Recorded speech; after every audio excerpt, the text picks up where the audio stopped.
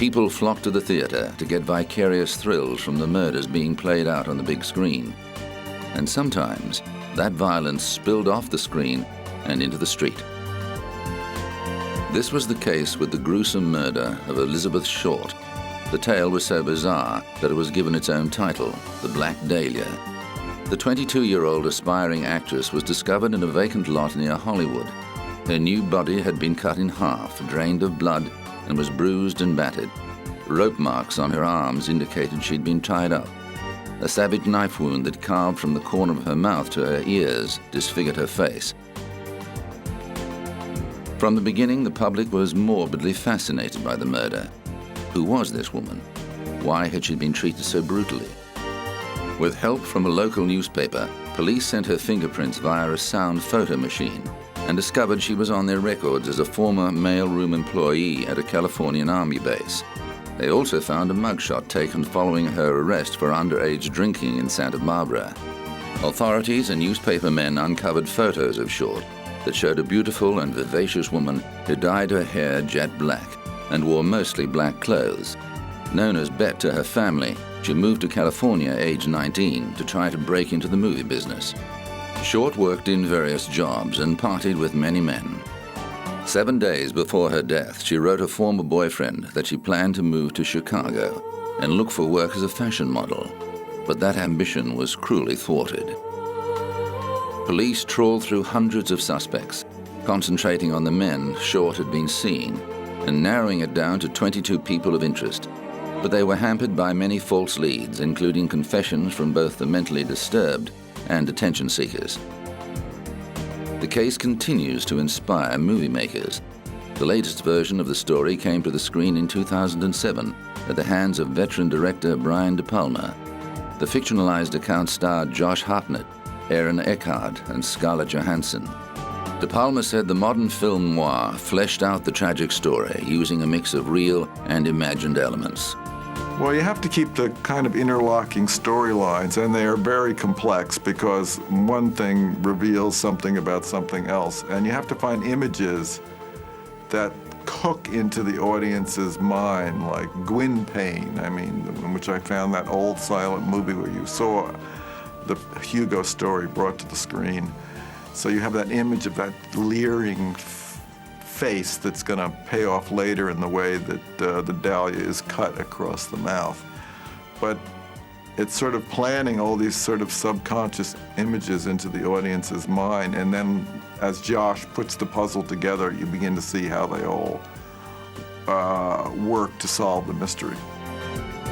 But in real life, Elizabeth Short's sad demise remains unsolved, a true Hollywood mystery.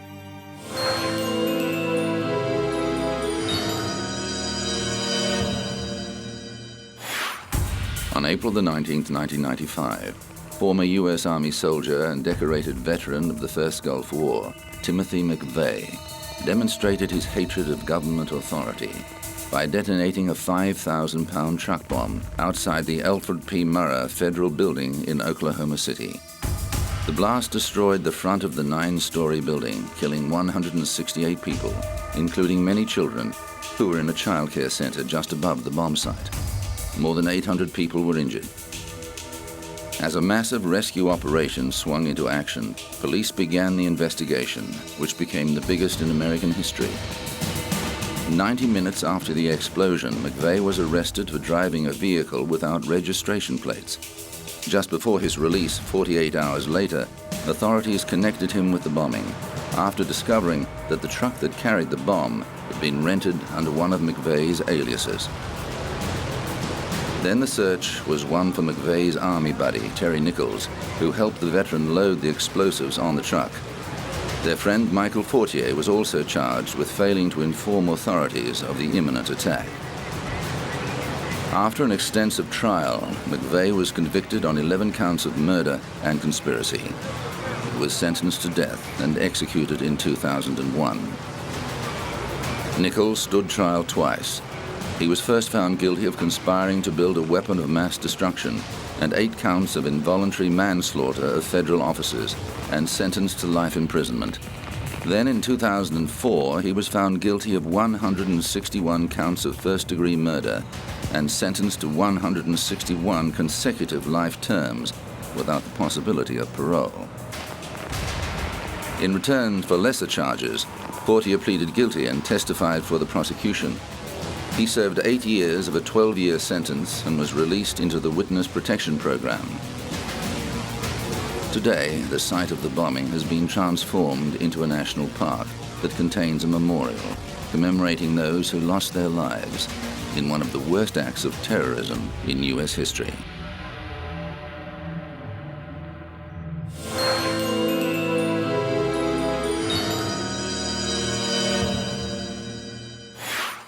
Legendary French statesman Charles de Gaulle was renowned for his wartime heroics and strong leadership as president of France in a time of great turmoil and change. But as the 1960s wore on, his heavy-handed style did not sit comfortably with thousands of radicalized students and intellectuals who were chafing at the restrictions and prejudices of the previous generation. In May 1968, discontent erupted in Paris. By the time it was over, France had been transformed. The problems first surfaced in March of that year, when a group of students, poets, and musicians occupied an administration building at Nanterre University to protest against class discrimination and university bureaucracy. They surrendered without incident, but unrest continued to build until it spilled into the streets 2 months later. After a rowdy protest, police fired tear gas into a crowd of students at the Sorbonne University and were forced to arrest hundreds of people as students flocked to the site in solidarity. Schools and universities across the nation were shut down and put under police guard. The situation escalated when 10 million workers went on strike to support the protests, and more than 1 million people marched through Paris. The problem grew so big that the government called a snap election. At one point, de Gaulle was even forced to seek refuge at a German Air Force base. France teetered on the brink of revolution, and the riots inspired similar actions around the world. Finally, the situation dissipated, and police withdrew from the universities. Students quickly occupied the Sorbonne again until police retook it on the 16th of June. De Gaulle won an overwhelming victory at the subsequent elections, but his presidency had been fatally weakened. He resigned in 1969 and died suddenly in 1970, 2 weeks before his 80th birthday.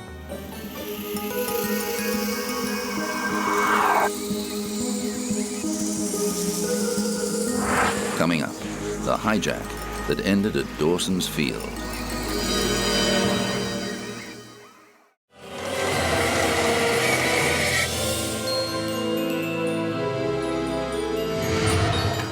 It became known as Black September. The month of the lives of hundreds of aeroplane passengers lay in the balance. More than 300 people were taken hostage when Palestinian extremists hijacked 4 airliners between September the 6th and September the 9th, 1970. 3 of the flights landed at Dawson's Field, a desert airstrip the militants renamed Revolution Airport. On September the 12th, they blew up the 3 aircraft to demonstrate their resolution, moments after the last 40 passengers left the aircraft. The dramatic footage of massive jet fuel explosions and billowing smoke mesmerized the world television audience and put greater pressure on the affected governments.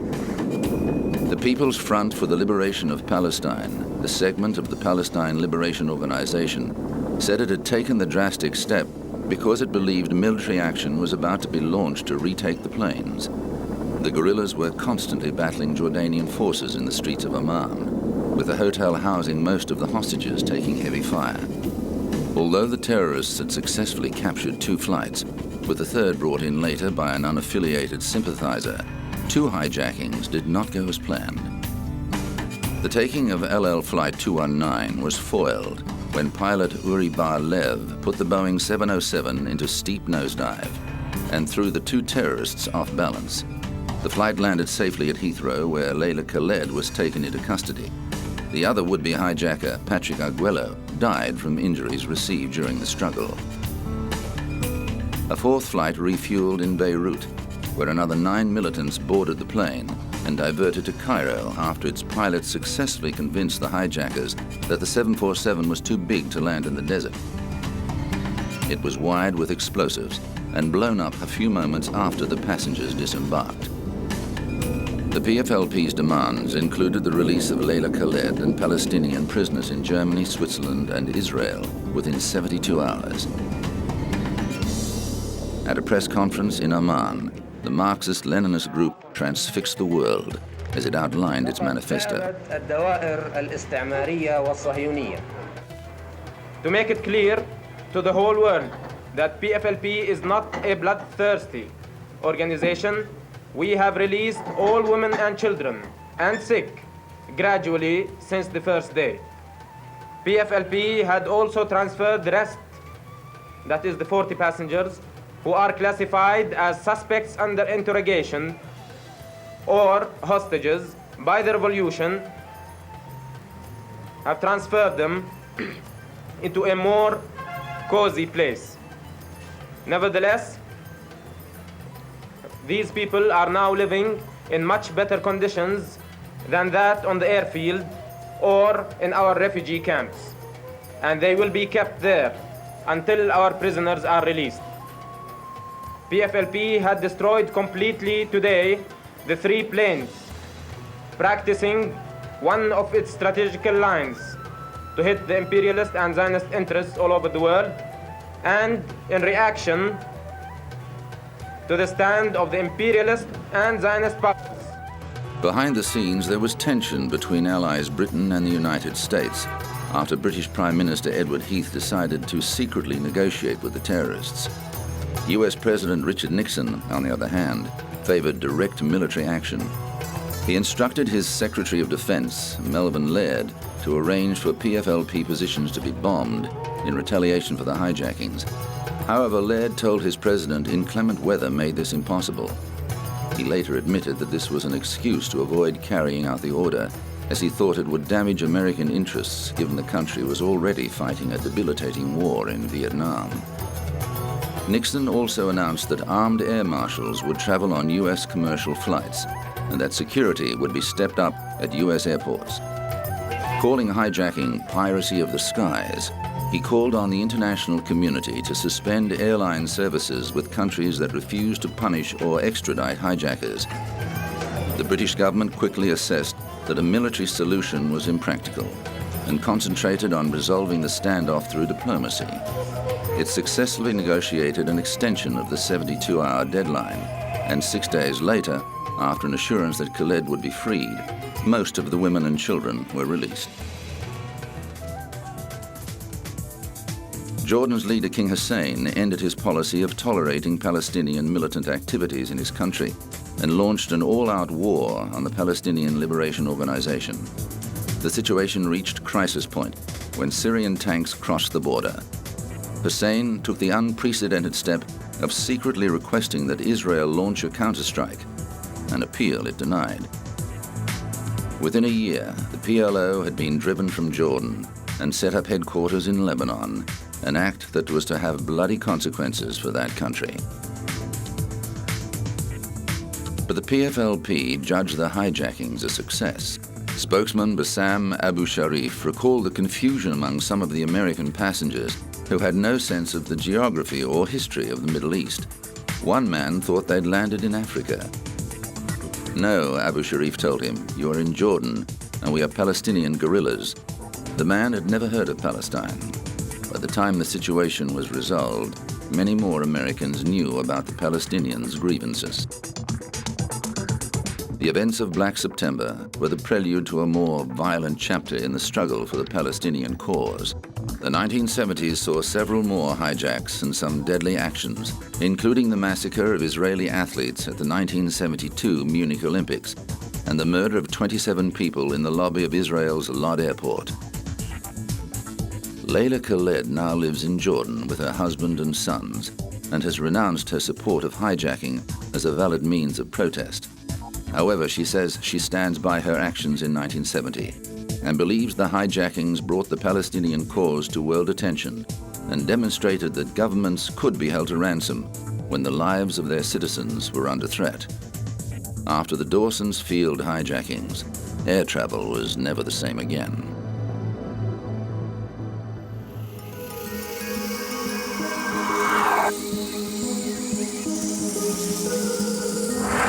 Coming up, Naomi Campbell's costly temper tantrum.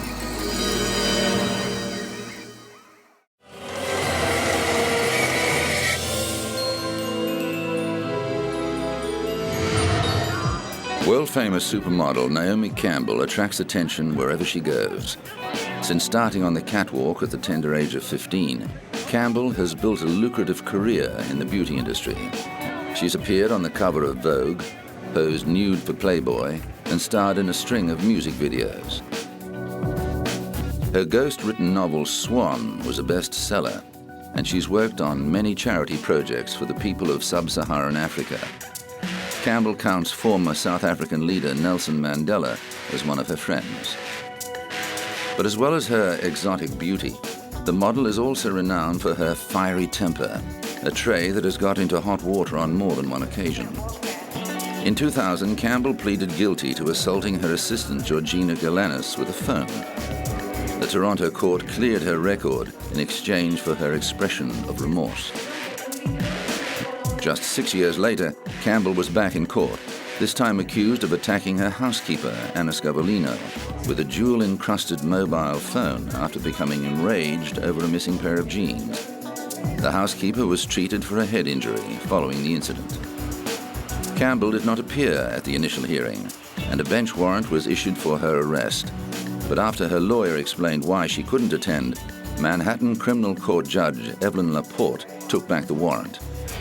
The case was adjourned to November the 15th, 2006.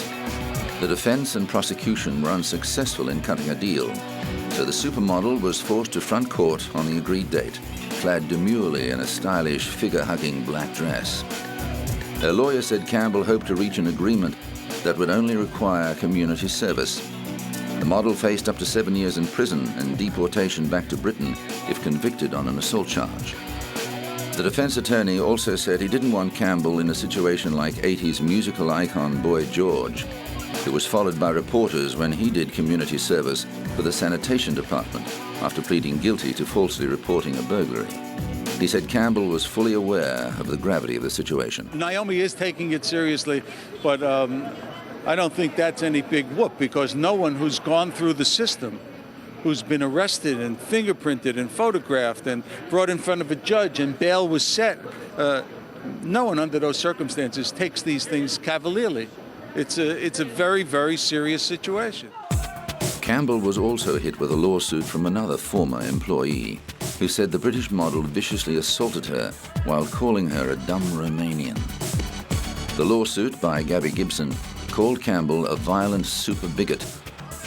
Gibson said the model hit her, called her names, and threatened to charge her with theft after being unable to find a pair of jeans designed by Stella McCartney. The maid worked for Campbell from November 2005 to January 2006. In 2007, a judge denied a legal attempt by the model's lawyers to bar her ex-maid from raising prior examples of her allegedly chronic abusive and repeatedly violent conduct towards her employees. The case has yet to be resolved. Campbell's lawyer said the allegations against his client did not fit the pattern of the supermodel's history of altruism, which has seen her involved in a number of worthy causes.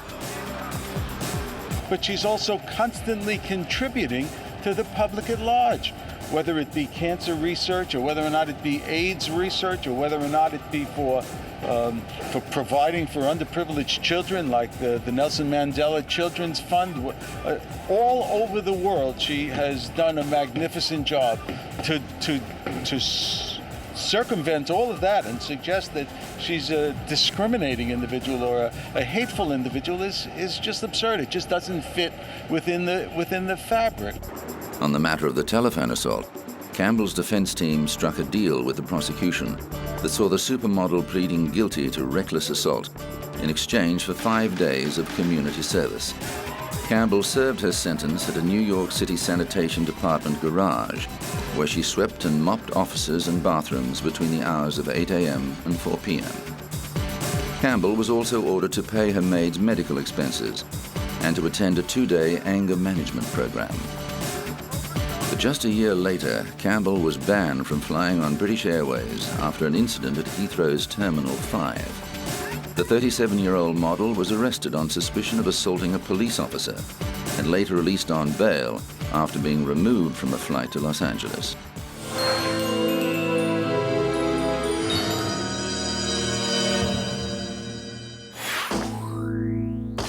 Britain's police traditionally patrol without firearms, but Liverpool's gangland wars of the mid-90s were so violent that Mersey police took the unusual step of taking to the streets fully armed. Officers needed protection against the hardened gangs that were fighting over control of the city's nightclubs and drug distribution. The explosive dispute led to the shooting death of David Ungi, the head of a powerful local family, in May 1995. A further 9 shootings rocked Liverpool as the gangs retaliated against each other. What concerns me is the lowering of the threshold of what used to be unacceptable behaviour, where people are now willing to use firearms, whereas perhaps in the past they would have used fists or knives. Ungi's lawyer denied he was a criminal. What I have to say is that in any major city in this country, there are obviously criminal elements, some more organized than others. But I'm not aware, as a solicitor who's been practicing here for 20 years, of any organized mafia in this city. Certainly in my conversations with senior police officers, there's been no suggestion that my clients are part of a criminal mafia. But the godfathers of crime in Liverpool had access to some of the deadliest weapons. One police raid netted 4 Uzi machine guns. Carrying weapons has suddenly become a fashion accessory to those people of that kind of mind who feel that they must carry weapons and flaunt them and every now and then fire them off. Doctors at the city hospital were appalled with the wounds they had to deal with. We've seen people with shotgun wounds to the back which have penetrated into the chest and have collapsed both lungs. We've seen shotgun pellets and wounds spread all around the limbs.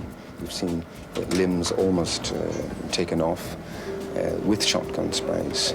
We've obviously seen chest injuries of all sorts.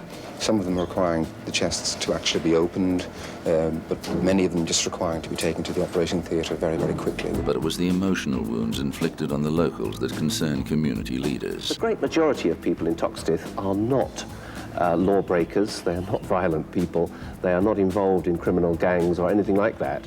And their lives are being disrupted by what they see going on around them. And the fear is one part of the community would be turned against another. There's no reason why it should, but when people are feeling insecure, then all sorts of things can result.